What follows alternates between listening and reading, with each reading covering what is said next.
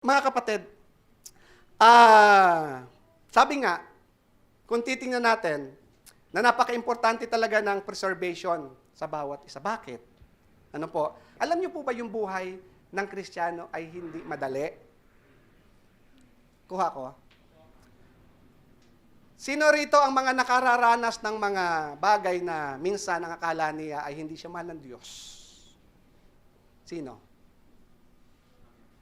Taas ang kamay. Marami. Ano po? Marami.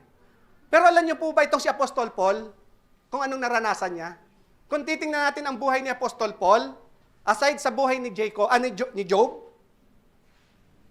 ano po, kung titingnan po natin niya, grabe, nakulong siya. Pero sabi niya rito sa Philippians chapter 4 verse 11, hindi ko sinasabi ito dahil sa kayo'y pinaghahanapan ko ng tulong.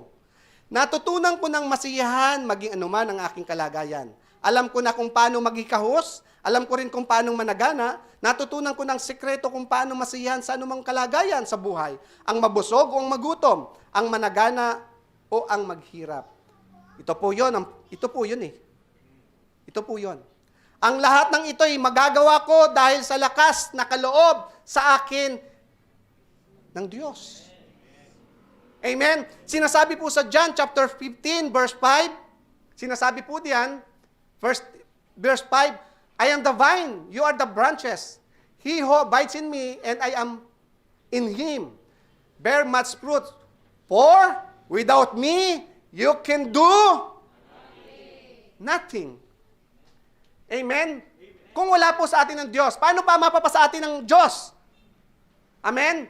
Kung hindi po tayo mananalangin, mga kapatid, hindi natin makukuha kung ano ang Diyos. Dahil ito'y two-way communication. Ang prayer po ay communication po natin sa God para sagutin po tayo ng Diyos.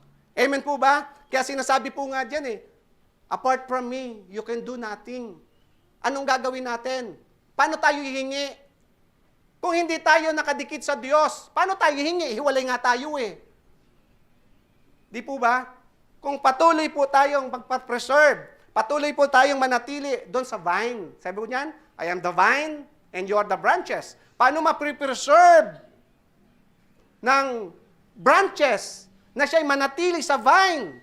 Siya po ay patuloy makipag-connect through prayer. Amen? Bombarded na po tayo ng prayer. Amen? Kasi yan po ang layunin ng Diyos. Na ang bawat mga anak niya ay patuloy na lumapit sa Kanya dahil ang prayer ay tanda ng pagpapasakop natin sa Diyos.